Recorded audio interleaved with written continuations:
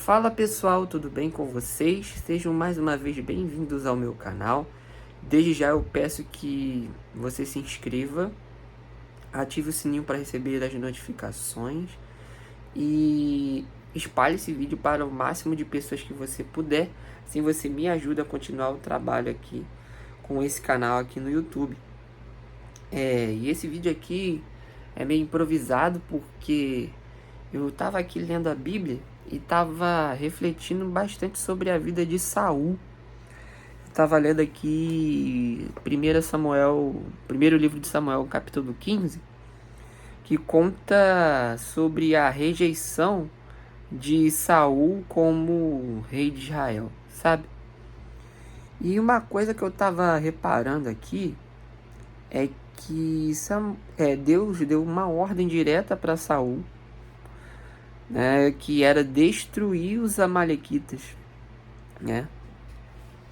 Destruir os amalequitas completamente e não poupar ninguém, nem homens, nem mulheres, nem crianças, nada. Isso aos nossos olhos pode parecer um pouco cruel, mas esses povos antigos tinham costumes que para nós hoje eram costumes extremamente vis, né? Extremamente terríveis, né? Sacrifícios de crianças, abuso de mulheres, etc. Então, Israel, nesse sentido, foi o juízo de Deus para aquele povo. Mas o que mais me chama a atenção não é exatamente isso. É que quando Saul volta da guerra, ele não cumpre a ordem de Deus completamente. Ele cumpre apenas aquilo que convém. Por quê? Porque ele queria ser político. Ele queria agradar o povo, né? Então ele deixou o rei Agag, que era o rei dos Amalequitas, vivo, e deixou o melhor do gado, né? Os melhores dos animais e tudo que era bom para os olhos do povo ele deixou vivo. Por quê?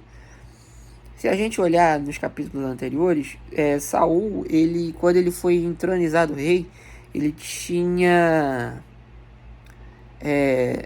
ele ainda tinha uma certa rejeição de algumas partes do povo. Então o que ele queria era ser aceito, né? E aí ele acaba poupando, e aí como consequência disso, por ele não ter obedecido à ordem de Deus, ele acaba sendo rejeitado pelo Senhor como rei sobre Israel. Ele perde o reino, né? Ele perde a bênção de Deus sobre o reinado dele. E isso me chama muita atenção porque Saul, ele tinha tudo para ser um bom rei e constituir uma dinastia, mas ele joga tudo isso fora para agradar as pessoas. E a gente também é meio que parecido nesse sentido. Quantas vezes a gente não se coloca em situações, né? E anda contra a vontade de Deus só para agradar as pessoas e para ser popular, para ser aceito, né? Então, Saul, ele substitui Deus por ser, digamos assim, de certa forma político, para agradar. Só que o que eu aprendo aqui com a vida de Saul e com esse testemunho que a Bíblia dá é que a obediência é melhor do que qualquer outro sacrifício. É melhor obedecer a Deus do que ser popular, do que ser agradável para as pessoas, do que ser politicamente correto, digamos assim. E Amaleque representa aqui os nossos pecados, né?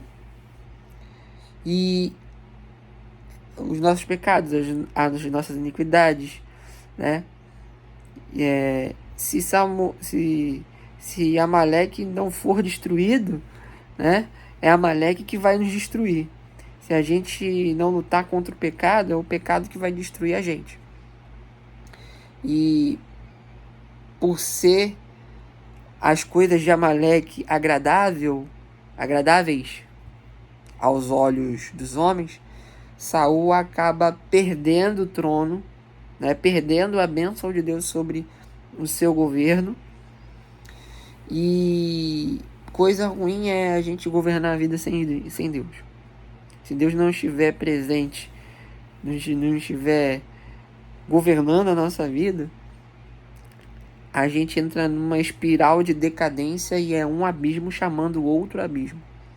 E eu vejo aqui que no final do capítulo 15, além de Saul ter perdido a bênção de Deus, ele também perde a palavra profética. Porque Samuel nunca mais vê Saul depois desse episódio. A Bíblia fala que Samuel nunca mais esteve diante de Saul. Né? Ou seja, há uma ruptura entre a palavra, entre a palavra de Deus e o governo de Saul.